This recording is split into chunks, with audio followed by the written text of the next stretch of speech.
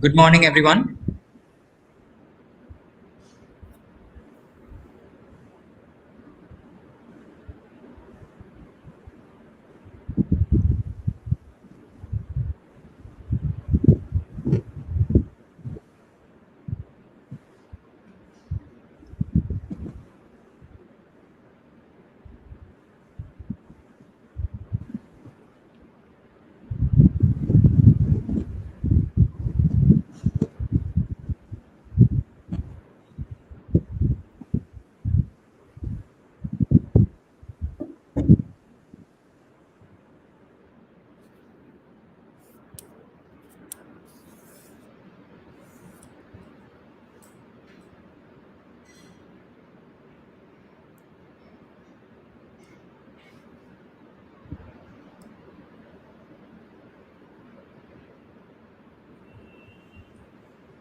Hello and welcome to the interactive session on positive psychology.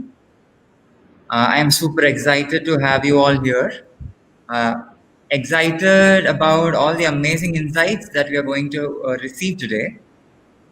Now, before we begin, let me remind you of one thing. There will be a recording of today's session, and this is going to be a very safe space. So, no judgments, no repercussions, because joining us today is a superwoman and an amazing visionary.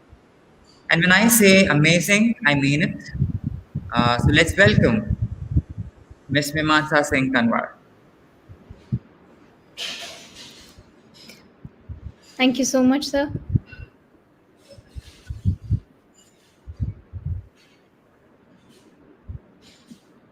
Miss Mimantsa Singh Tanwar is a clinical psychologist with the Department of Mental Health, Mental Health Behavioral Sciences, Fortis Healthcare, and she holds an MPhil in clinical psychology. What's special about her is that she loves helping young adults, parents, and families. She is a cognitive behavioral therapist working in the clinical space using evidence based treatments.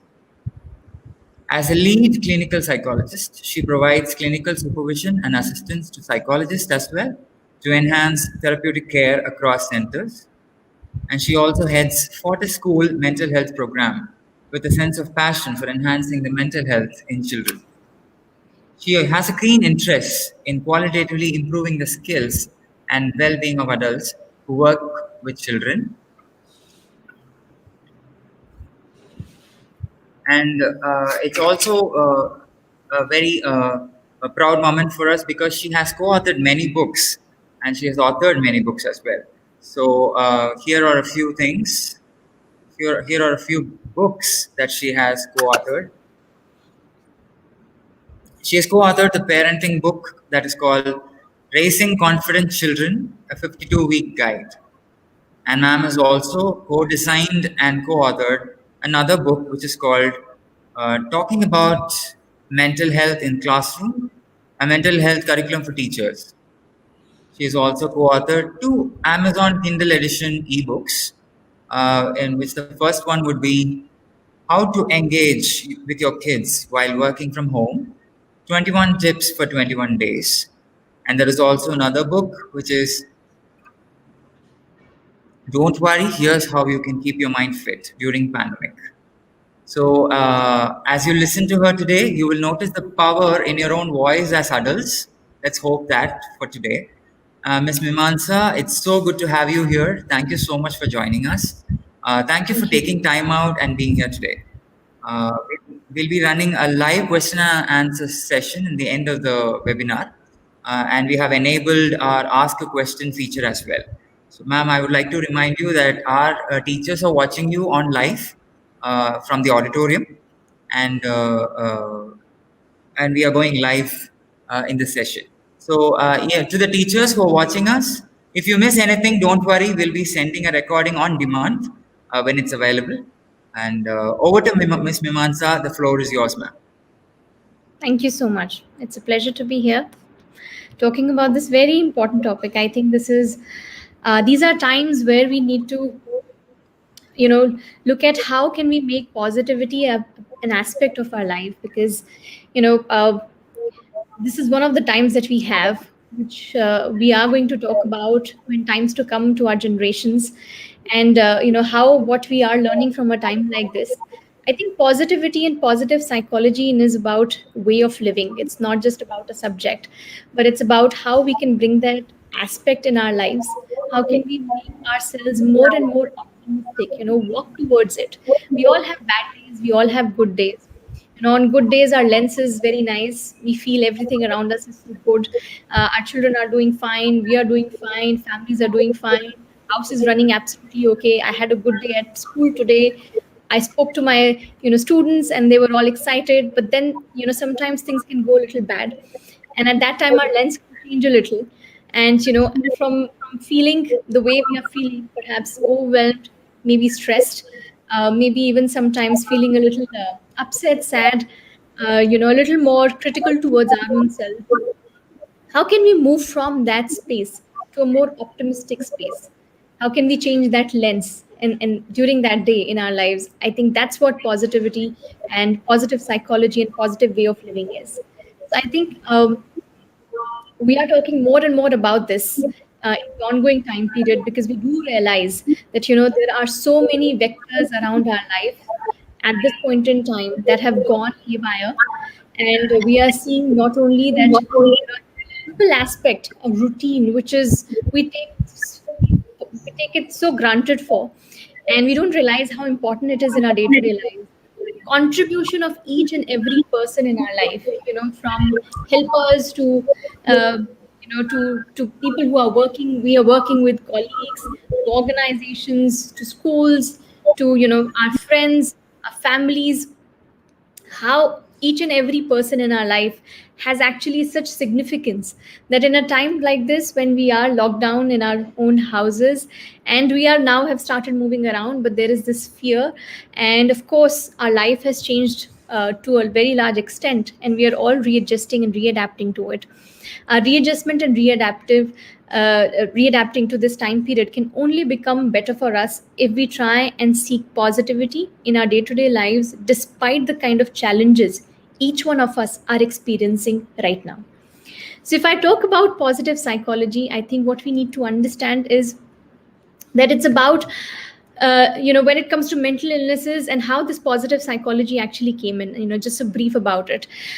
So in the earlier aspects of psychology, earlier school of thought, all we would talk about is mostly about mental illnesses and how we are anxious and how there are illnesses that we have, which is very much a reality, of course.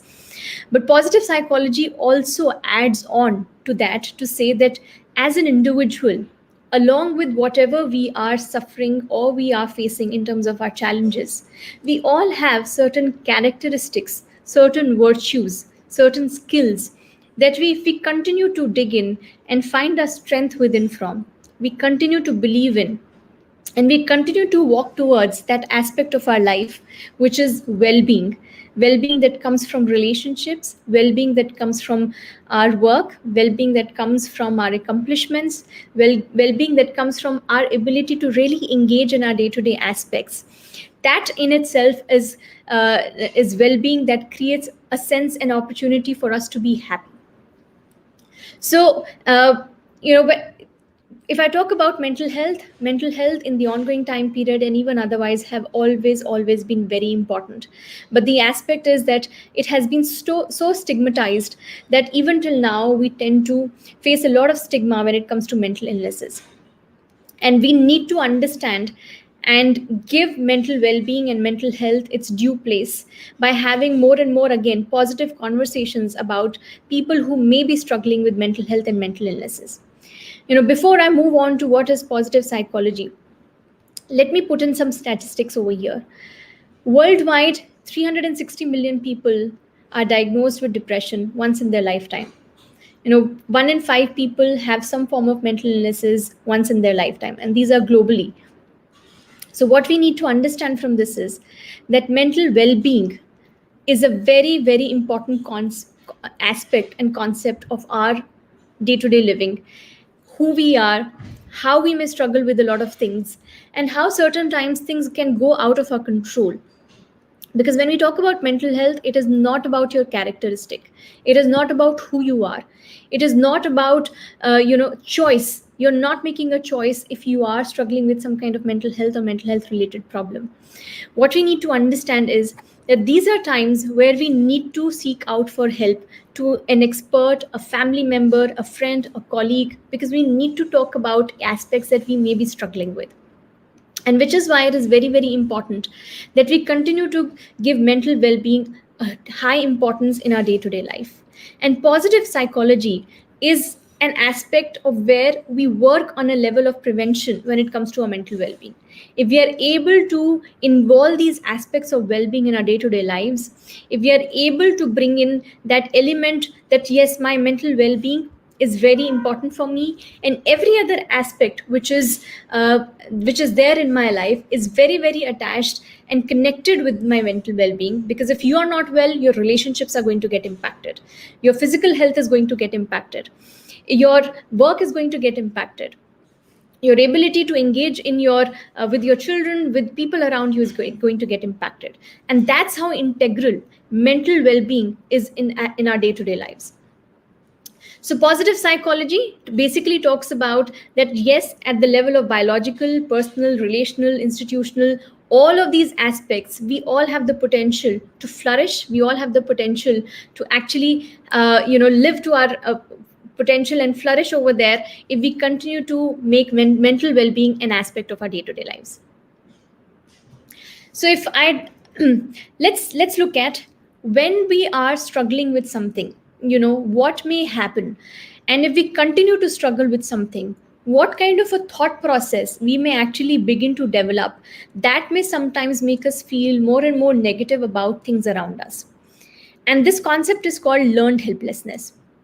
And I'll give you an experiment which was done by Martin Seligman, who is the father of positive psychology, and he did it with one of his other colleagues, Hiroto, and they made this design of where they had three groups. One was an escapable group, and a group that could not escape the kind of design that they had made, and the control group. So what they did was, in a room they had one group of people, and they gave them a switch button, to switch on and off a loud noise that they had played over there. So one group, when they switched on and off that button, they could escape it. The other one could not escape it. Then in a third control group, which was at a different time in a different place, so that there is no contextual learning, they had both the groups together again, and they gave them the same switch. What they noticed was the people who could escape that kind of an adversity of loud noise, they made the attempt to switch on and off the button again to see if something works. But people who could not escape it, they did not even try to make that attempt, that whether I let me see if I can escape this or not. And this is what is called learned helplessness. That in difficult times, when we realize or when we see that we are not able to come out of it, sometimes we may begin to form certain belief systems that can make us feel that, whatever my effort is actually proving wrong. So there is no point in making the effort. So we end up giving up very easily. We tend to have, so we feel that my actions are going to be futile, and this is what state of helplessness is. So the reason, who are the people who actually give up easily? That's what we need to understand. If I am giving up easily, why am I doing that?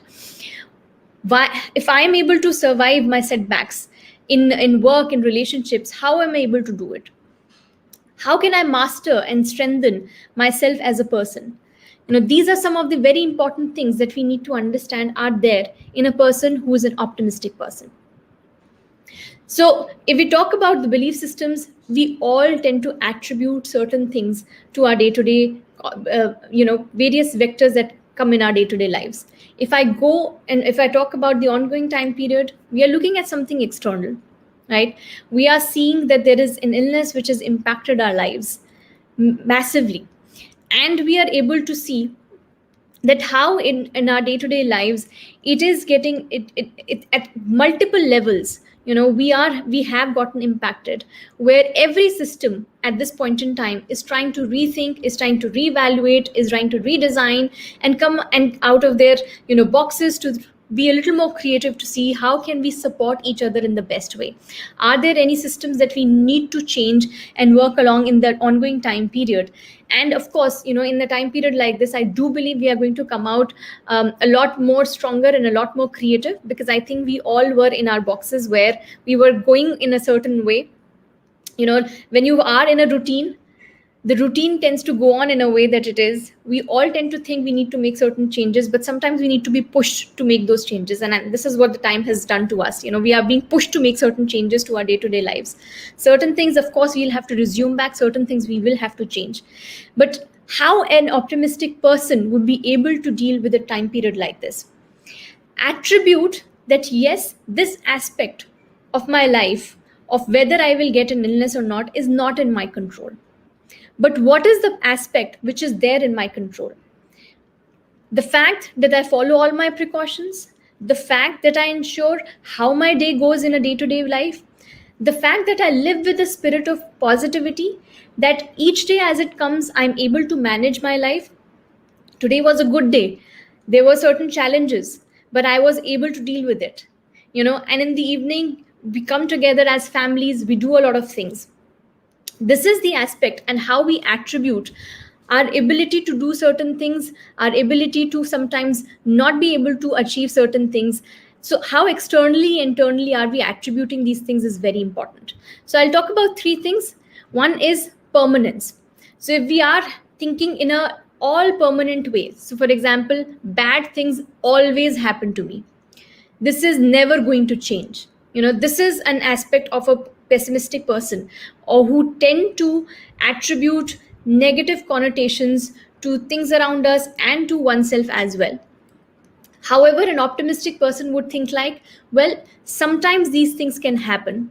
Lately, I have been experiencing that, I'm perhaps not feeling very good about certain things. Or lately, I've been experiencing that I am having certain troubles with my colleague. Rather than saying, this is how always he or she is, this is how always things happen to me. So whenever we are able to, when we see what are these, qualifiers, and we recognize them in our thought process. So your pessimistic qualifier would be always and never when it comes to bad things. And your optimistic qualifiers would be sometimes and lately when it comes to bad things. Now we reverse it when it comes to good things in a transient causes. When you make good things as sometimes is a pessimistic person. That's a pessimistic style of thinking. But when we are able to attribute more permanent causes to good events, which is my ability, my trait, what did I do over here? It's because of me that I was able to deal with this time period.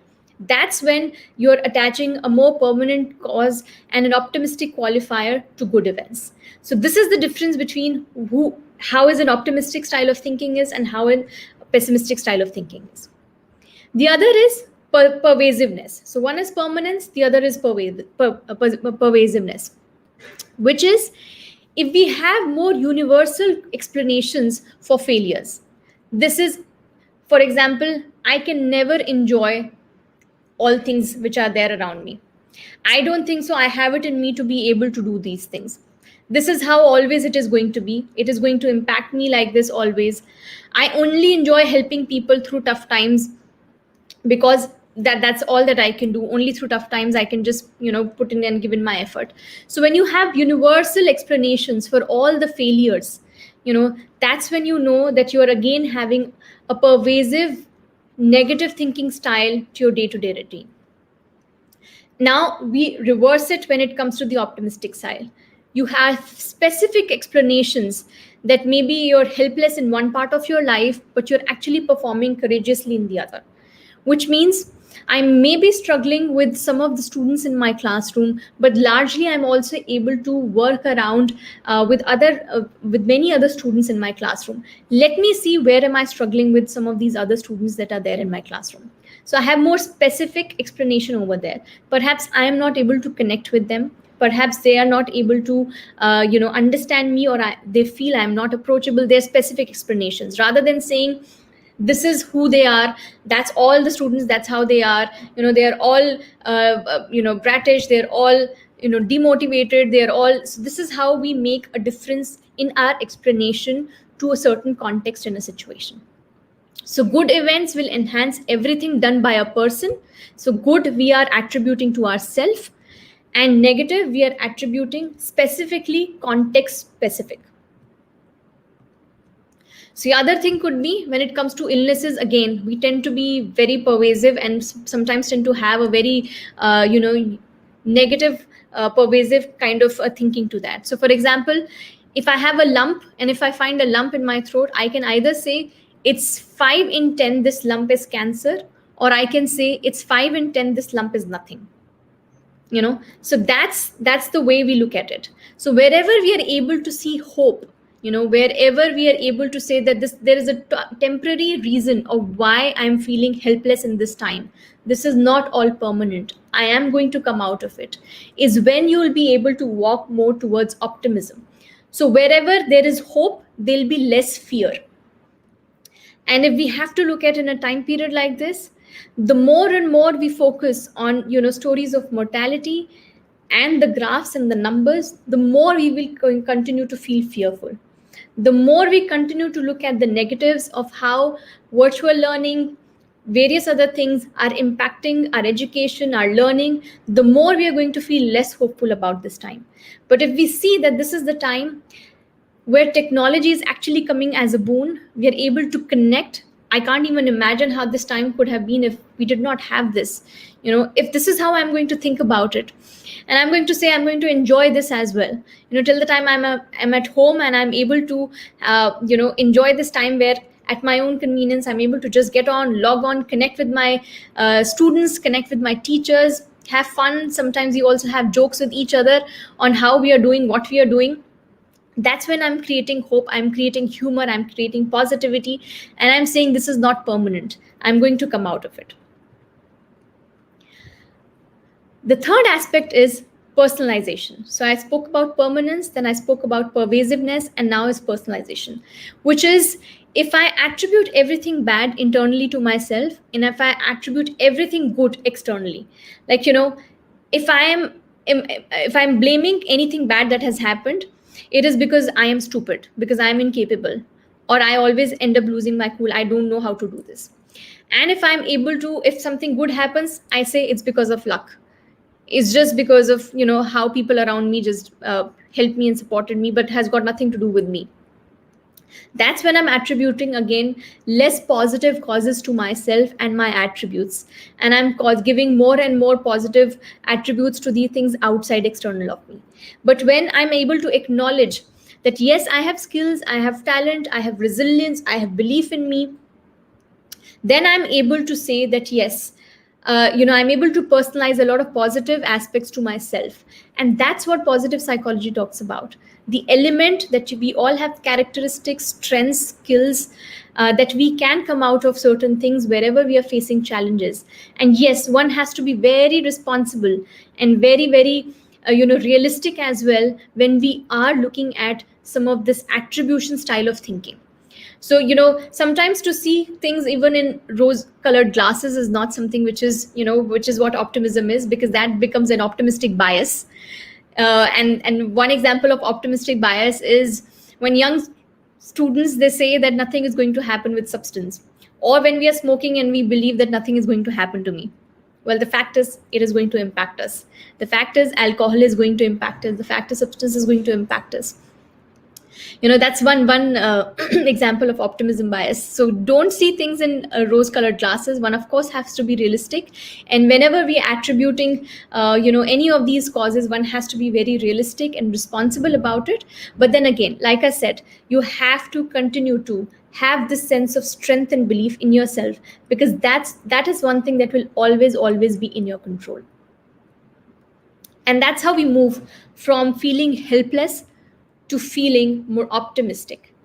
So if any one of us is struggling with a certain kind of um, a certain kind of a belief system where we are attributing a lot of negative things to ourselves and things around us, what are some simple techniques of how we can learn to dispute it? One of the things of disputation is learn to argue with self more compassionately. So give yourself some evidence. What is the fact? Is it correct? Is it incorrect? So if I say I am all bad mother because I am not being able to spend much time with my children, I did not spend too much time helping them with the homework, I did not look after my family well, things are going wrong here and there, everybody is complaining around me, and what does that do? That you begin to feel more and more negative about yourself and even things around us. Now, over here, how can I dispute it? I learn to argue with myself. Let's see factually what am I doing over here. I spend my day like this. This is the time that I do this. Of course, there are going to be things which are going to go out of my control. I need to slowly and steadily just calm myself up and then refocus on what is it that I can control and what is it that I cannot control. Ask yourself what is a less destructive way to look at various possible causes that is changeable, specific, and non personal. So rather than saying I'm a bad mother, where you're personalizing it to yourself, or I'm a bad teacher, where you're personalizing it to yourself, you say, that let me see, there is this person over here who's struggling with something, has his or her own demands, and of course is unhappy. Here is me who's putting my efforts. Now over here, without personalizing it to yourself or the person around, let me just see what is the problem in hand and what are the various possible causes or solutions to it, and that's about it. So what you see is just the context over there. How can I change it? So if perhaps, if very day to day life experience, if you and your partner, if you and your husband, or if you and your wife are having certain arguments, and you have a class, and he says, what, I have a certain meeting, so who's going to look at your child, and there is this conversation and this fight is happening, and you both are working over there, something I'm sure at some point in time we all are experiencing at this point in time. Calm yourself up over there. Look at, both of you speak about and talk about what are the various alternatives that one can look at. Do you think you can have a virtual supervision by any of your parents? Do you think you can cut down on some time, 5 minutes, 10 minutes, I can ask for a time, 10 minutes, 15 minutes, you can ask for an extra time? Get down to the problem and just resolve it, because when we are throwing emotions at each other, it is just emotional reactions, and that's what again does not make us see things in a more positive and alternative way. We just tend to continue to blame each other, and that's what uh, again maintaining a sense of positivity and in relationships is that we just get down to the problem and we say, let's see what we can do. The next aspect is implications.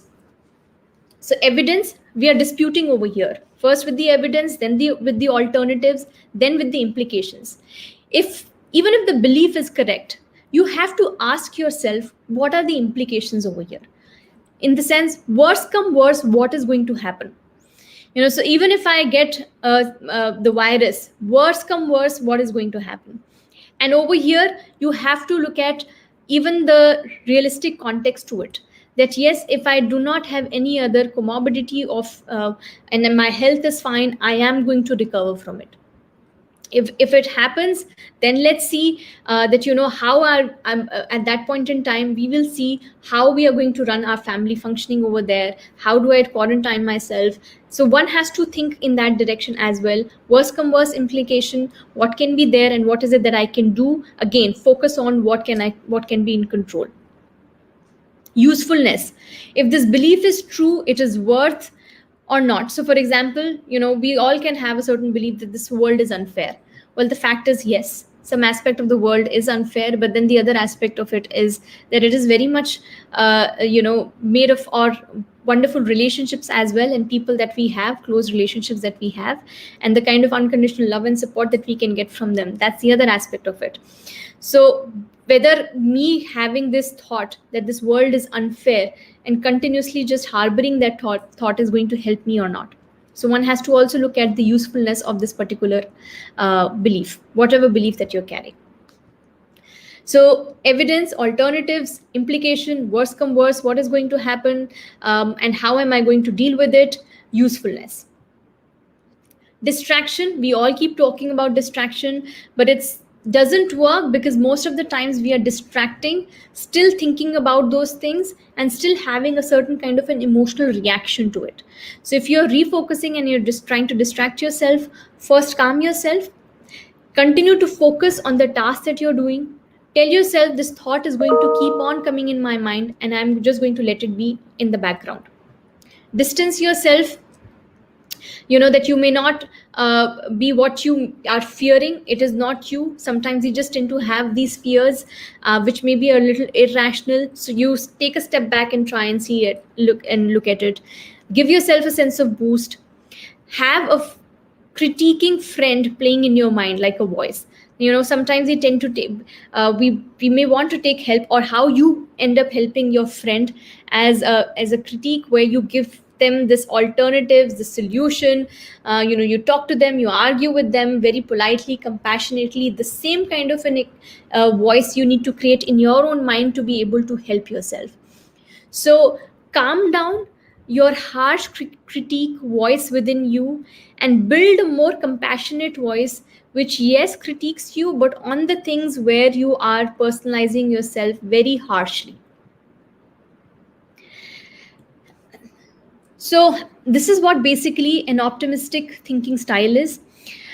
And I'm just going to give this, talk about this very nice concept, tragic optimism, that was devised by Viktor Frankl, where he talked about that, even in times of most tragic times, you can turn your suffering into a human achievement and accomplishment. We all have a certain sense of and capability to grow ourselves, even in times of challenges, even in times of suffering. And if we are feeling a certain way, use that as an opportunity to change. How can I and what can I change, where right now I'm struggling with something? I have to see this as an opportunity to grow myself. And which is why I said we were all living a certain kind of a mechanical routine lifestyle till now, thinking we will change certain things, but we were not doing that. This is the time where we need to rethink and reevaluate and rebuild some of those redundant existing systems, and revamp it, to see what are the things that I want to keep and what are the things that I want to change. And from every life's transition, there is a certain thing that we can have as an incentive, because I have a responsible action to make over here. So there is a potential meaning in every small thing that we are doing. And in today's time period, if you actually see, there is potential meaning in you keeping your routine. There is a potential meaning in you maintaining and keeping your relationships positive. There is a potential meaning in the hobbies that you engage in the interests that you engage in, which we generally tend to take it for granted. But this is the time where we have to understand their purpose and meaning in our life. Me spending some time listening to music has a meaning right now. It will calm me, it will help me, it will help me also just be disconnected with the chaos that may be happening in my house or things around us. My immersing myself in art and painting has meaning, because that is going to give me again a sense of energizing myself, reboosting myself. So that's what it is. And if we have to again, uh, you know if we have a goal that we are keeping ourselves, the way to maximize our sense of self and strength is that I have to, at this point in time, give up on some of my small pleasures and continue to keep walking towards that larger goal in my life. So I may be having some discomfort in a time period like this, but my goal is to come out more stronger in a time period like this. And that's what moral jogging is. I'm going to keep on jogging, even if I'm feeling a little tired, sometimes a little low, sometimes a little down. But then again, I am maximizing my sense of strength, I am maximizing my resilience skills, and I'm just going to keep jogging slowly and steadily with a sense of optimism to that higher goal, that I have to come out from this time period more positive and more resilient. So this is what optimism is, and that's what we can do in our day-to-day lives, to be more optimistic. Keep walking towards it is what I say, because it's not easy for all of us to stay optimistic 100% all the time. It doesn't work like that. But the moment we realize we are not feeling that way, we just get ourselves up and we just start to walk towards it by making these small changes in our thinking, in our day-to-day lives. Now, I spoke about well-being, and we have to, like I said, place well-being a very, very important in our day-to-day lives. With your children, with your students, create a gratitude exercise every day. Help them also understand the meaning of gratitude and thanking for these small things that are there in our day-to-day lives, which we, again, like I said, tend to take for granted. So now you make this as a part of your everyday exercise with your students, with your children. Start your day with some showing some gratitude. Towards the end of the day, count your blessings. Tell them that let's count our blessings, whether it is your children, whether it is your students. Three things that I am feeling very happy about, or I think I'm blessed about. Let's look at that. Very small things again. Focus our strengths and our what my signature strengths are. We all have certain strengths, but we need to feel a sense of ownership on that strength. We tend to take our strength also for granted. Compassionate, what is such a big thing about it? Kind, people are there who are kind around me. I'm managing my work well. Most people are doing that well. Of course, everyone has to do it, but then again, this is you who's running it, this is you who's doing it. So you have to feel a sense of ownership to your strength, whether you're managing everything around you, whether you're taking help, whether you realized that there is something that went wrong and you took control and charge of it. These are your strengths, and you have to recognize them. And when you recognize them, you feel a sense of excitement. You feel a sense of yearning to use them in different ways, in new ways, with a sense of enthusiasm. The other aspect, which I do feel, which is very, very important, is that in our well-being, like I said, our relationships are the one of the very, very important aspects. Our support systems, we have to have our support systems in place.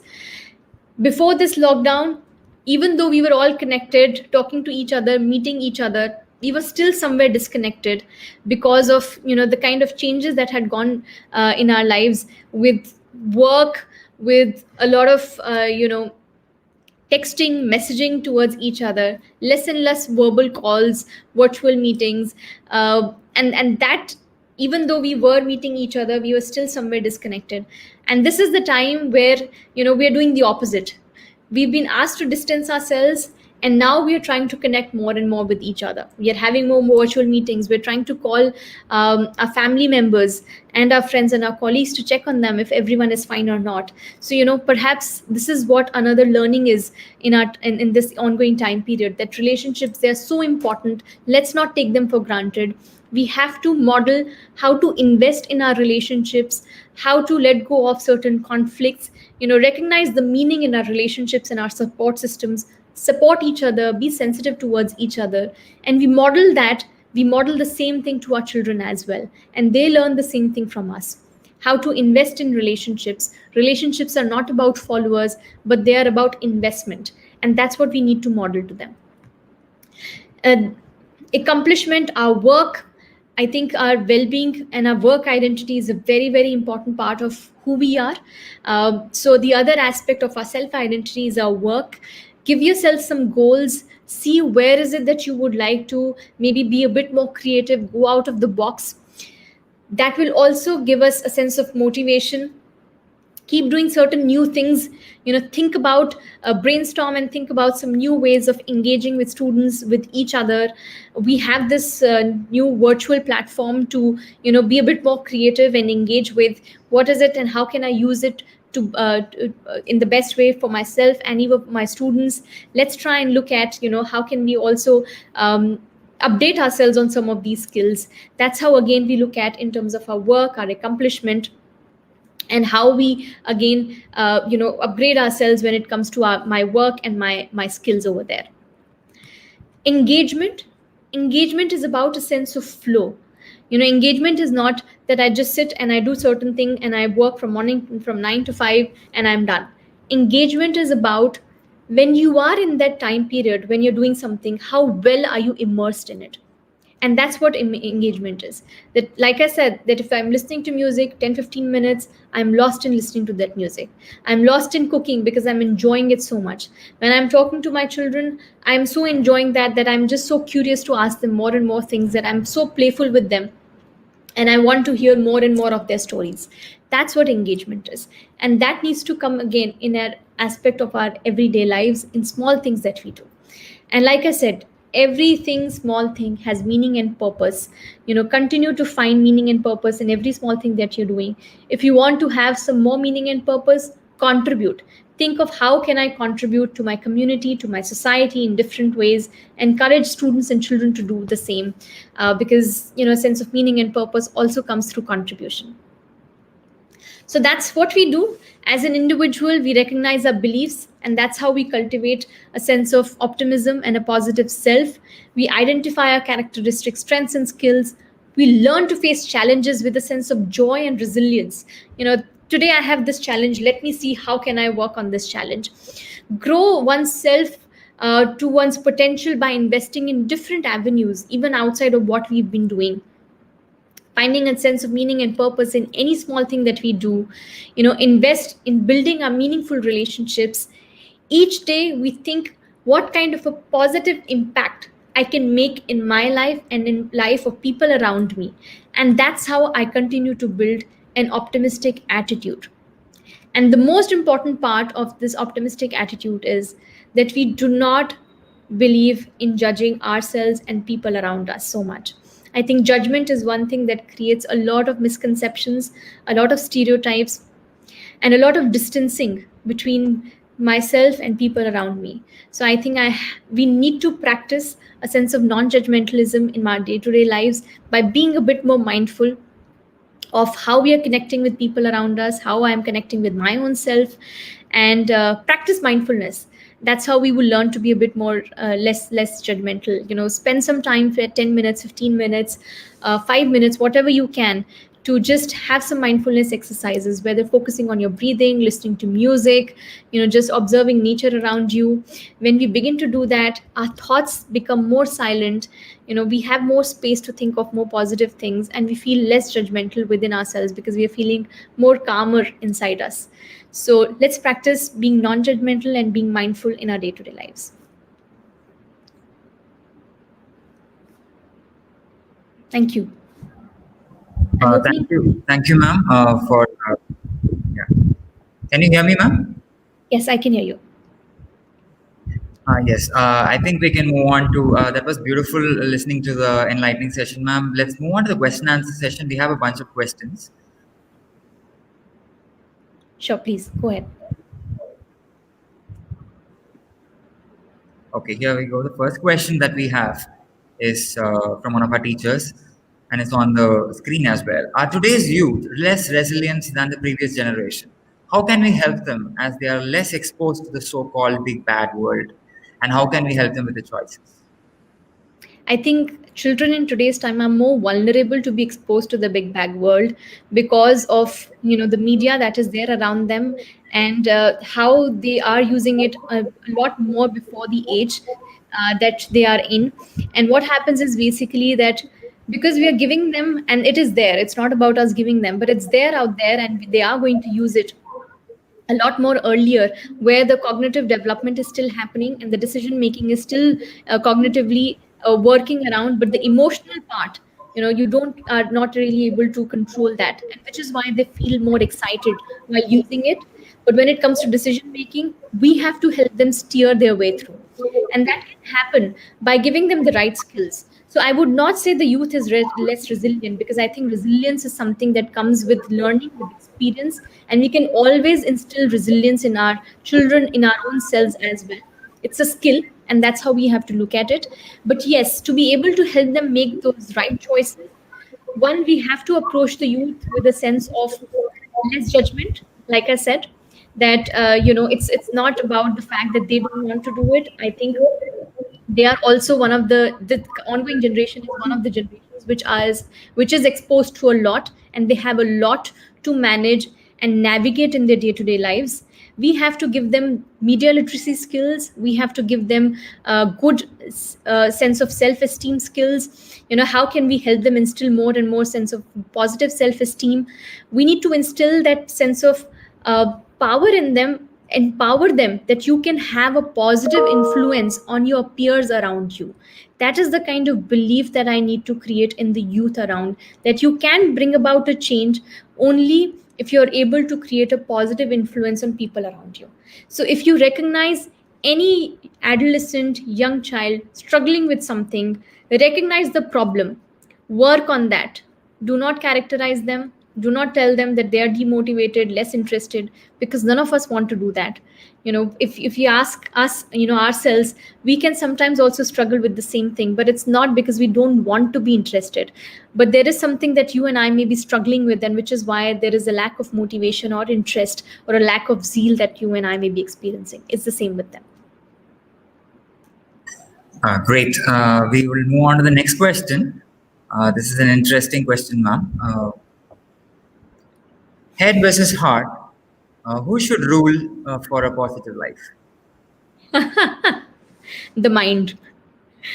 We have to understand, when it comes to everything that we are doing, when it comes to heart is about our emotions, and emotions also come from brain. Our mind is something which is actually playing on both the things, whether it is our way of thinking and whether it is our emotions over there. If we want to run and rule a positive life, we have to acknowledge our emotions. We have to accept that yes, there are certain times we can feel a certain way. We can feel sad, we can feel happy, we can feel angry, we can feel calm. These are all emotions and we are going to experience it. One has to be, like I said, and I spoke in my presentation as well, one has to attribute more realistically to the situations that are there around us. So you have to look at and continue to focus on things that are in your control and things that are not in your control. And that's how you're able to collaborate the both things, by using the brain and understanding the emotional and the cognitive aspect of it. Wonderful. There's another question. How to balance mental health, physical health, and our work at school as teachers? Well-being, make well-being an aspect of your everyday school culture. And like I said, engaged relationships, whether it is your colleagues or whether it is your students, when you're investing in these relationships, you feel more engaged. You are able to feel that you're making a change in someone's life. When you're able to give a listening hearing, a patient listening to any of your teachers or maybe student who may be struggling, you are making a change in their day-to-day lives. So invest in relationships. Second, like I said, have a certain goal for yourself, that in your work, what is the next thing that you would like to change or you would like to instill or upgrade yourself with. It continues to give you a sense of motivation when you're learning something new, when you're trying to go out of your comfort zone, go out of your box, and just try and experiment with some certain things, certain creativity. So always stay connected with that creative side of yours. Don't let that go ever. We all have it in us, we just have to stay connected. So relationships, your work, and the accomplishment that comes around us. And like I said, continue to create more opportunities for you to feel positive emotions. Show certain gratitude, practice that. How can I stay happy? Simple pockets of happiness that you can have in your day-to-day life. So when I during my day, I create these small 5 to 10 minutes of listening to music, sometimes just talking to a close friend. So these, I call these pockets of my happy pockets. 10 minutes, 5 minutes in between work, some humor with someone, it reboosts you, it re-energizes you. So continue to keep doing that as well. Now we have like a couple of more questions. We'll move on to the next question. Can good life be taught? How can it be taught? Can a good life be taught? I think we all are always learning on how to have a good life, and it is you know with experiences and everything that comes our way, how we are able to manage it, handle it, is how we learn how to have a good life. Good life, one has to also look at it's how we are attaching meaning to our life. If you are attaching meaning to our lives in terms of how you are able to, one, live a good life for your own self, what gives you a sense of meaning and purpose, and you stay connected with that, that's a good life. And your day-to-day aspects, your family, your work, and how you're able to upbeat yourself, how you're able to manage your stress, that's a good life. So good life has various aspects, and how we are able to manage them in our day-to-day aspect, we are all learning. So yes, it's something that we learn, and it can be taught because it's a skill as well, how to have a good life. And we have a few more questions. What is the role of religion or spirituality in positive psychology? When it comes to religion, I think we need to understand that religion is one area that tends to have a lot of misinterpretations as well, because we still tend to see religion a lot with mythology. I think if we approach religion with a sense of, literature, a subject that we all need to perhaps understand a bit more, and maybe also help our students understand that a bit more, then we'll also be able to understand the various different positive aspects that comes from there. Because if we talk about, how religion has, and the stories that have been there, the literature of religion that has been there, it actually talks about how in a day-to-day life a human being, and we all have good aspects, we all have characteristics, we all have strengths, and how we also tend to have certain negative side to ourselves, and what is it and how we need to learn to deal with it.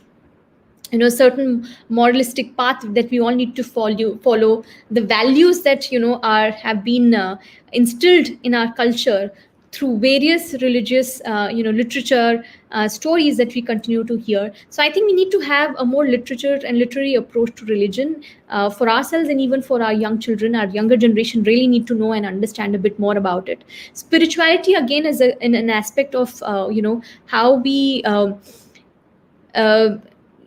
is an aspect of way of living again, how we are able to place more strength in our faith and in our belief system. And spirituality is also about being mindful about certain things around you. You can continue to have faith, you can continue to have derive your positivity from the belief that you put on faith, and that's absolutely okay. But at the same time, we all have to be very mindful of things that are there around us. So it's a way of living again, how you would like to go ahead with that and put in as an aspect of it.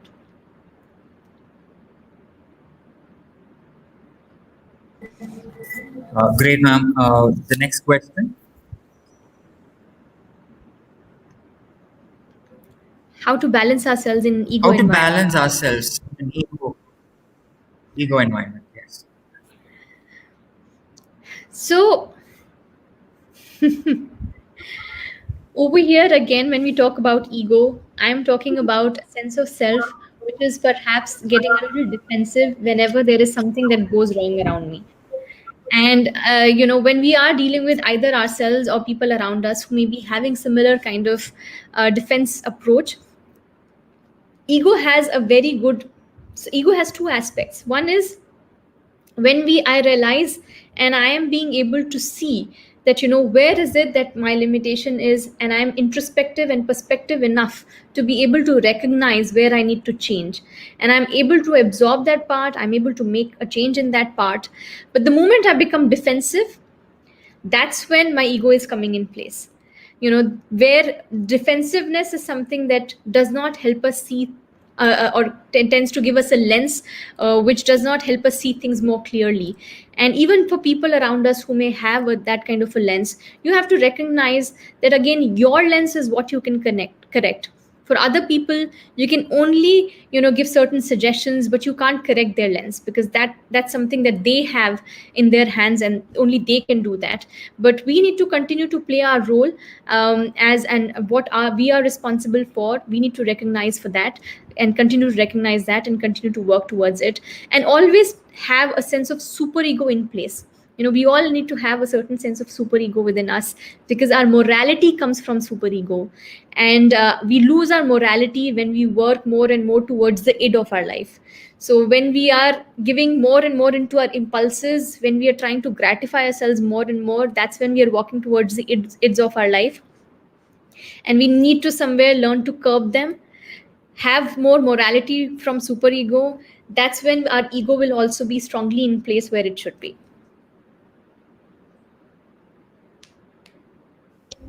Thank you, ma'am. Here we go for the last question for the day.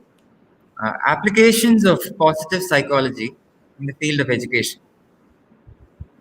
Well-being. Well-being is a very, very important aspect that we need to inculcate in our education system. We have to make well-being as a part of our everyday lives, whether it is in our classroom, whether it is in our school. That has to be a part of our culture, where we are able to again place a lot of importance to mental well-being by creating structures where we are able to support that, create an environment where people are able to talk about when they're not feeling mentally fit. How can we support them, whether it is students, whether it is teachers? How can we create an atmosphere which is more positive when it comes to mental well-being, and not again see them with a sense of stigma, with a sense of judgment over there? That's what we have to look at, and that's how we apply positive psychology in the field of education.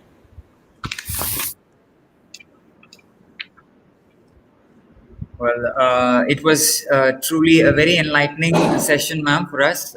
And whatever you spoke about, like for example, pervasiveness, permanence, and personalization, the three P's, I think it will stay strong in our minds and our memories. Thank you for making very crisp and very clear. And I'm sure the teachers who are watching us are also very much into the session. So, ma'am, it is our proud privilege to have Miss Mimansa among us as our guest speaker today. On behalf of everyone watching on YouTube right now, I would like to express my heartfelt gratitude to you, ma'am, for enlightening us with beautiful insights. A big thanks to our principal, ma'am, and vice principal, ma'am, for motivating us to adopt new and more innovative ideas and for such amazing platforms for learning and growth. It's so heartening to see such overwhelming interaction on screen as well in question answer session. We thank you once again, ma'am, for the amazingly refreshing session this morning. Thank you so much. Thank you. Thank you so much.